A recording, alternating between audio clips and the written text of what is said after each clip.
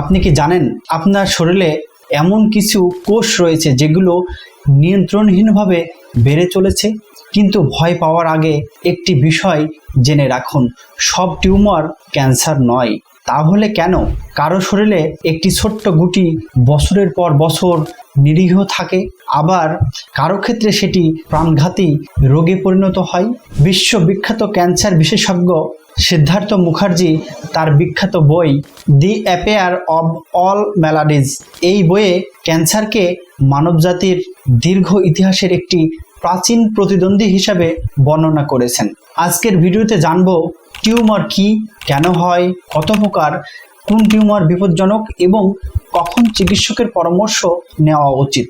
আমাদের শরীরে 30 ট্রিলিয়নেরও বেশি কোষ নিয়ে গঠিত। প্রতিটি কোষের জন্ম, বৃদ্ধি এবং মৃত্যুর একটি নির্দিষ্ট নিয়ম রয়েছে, কিন্তু যখন কোনো কারণে এই নিয়ন্ত্রণ ব্যবস্থা নষ্ট হয়ে যায় তখন কিছু কোষ অস্বাভাবিকভাবে বাড়তে শুরু করে। এই অস্বাভাবিক কোষের জমাটবদ্ধ বৃদ্ধিকেই বলা হয় টিউমার।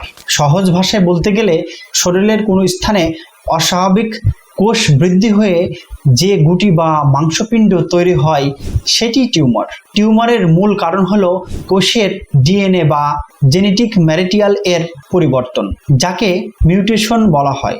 নোবেল পুরস্কারপ্রাপ্ত বিজ্ঞানী হার্ড ভার্মাস এবং জে মাইকেল বিশপ দেখিয়েছিলেন যে কিছু জিনের পরিবর্তন কোষকে নিয়ন্ত্রণহীনভাবে বাড়তে উৎসাহ করে।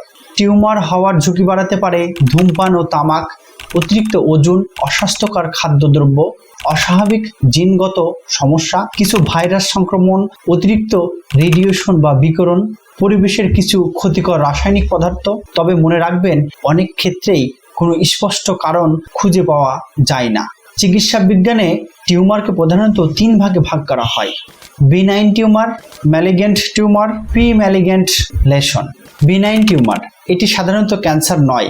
বিনাইন টিউমার ধীরে ধীরে বৃদ্ধি পায় এবং শরীরের অনেক স্থানে ছড়িয়ে পড়ে না। বিনাইন টিউমারের অনেকগুলো ভাগ আছে, এর মধ্যে লাইপোমা, চর্বি টিউমার, ফাইব্রোমা এবং অ্যাডেনোমা।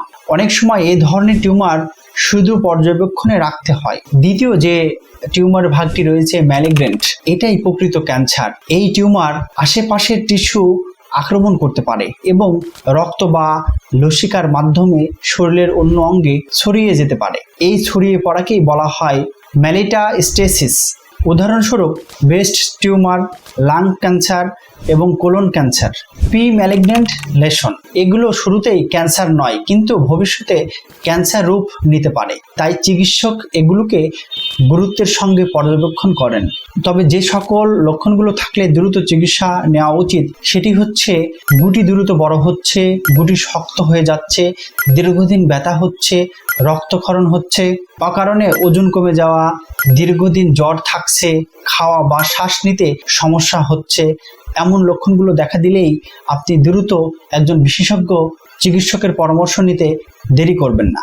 রোগ নির্ণয় কিভাবে করা হয়? শুধু গুটি দেখে বোঝা সম্ভব নয় এটি ক্যান্সার কিনা। এজন্য চিকিৎসক প্রয়োজন অনুযায়ী করতে বলেন আল্ট্রাসাউন্ড, সিটি স্ক্যান, এমআরআই ও বায়োপসি। টিউমারের ক্ষেত্রে অত্যন্ত গুরুত্বপূর্ণ একটি রিপোর্ট হলো বায়োপসি, যেখানে টিস্যুর একটি নমুনা পরীক্ষা করে নিশ্চিত করা হয় টিউমার কী ধরনের, এটি কি ক্যান্সারের কোষ বহন করতে সক্ষম।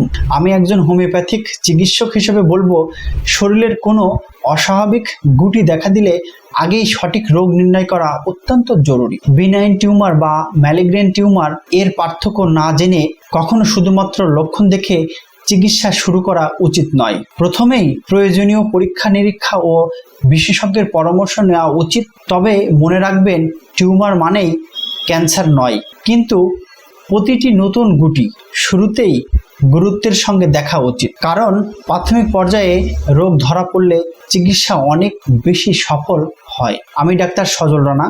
সুস্থ থাকুন, সচেতন থাকুন এবং স্বাস্থ্য বিষয়ক আরও নির্ভরযোগ্য তথ্য পেতে আমাদের সঙ্গে থাকুন।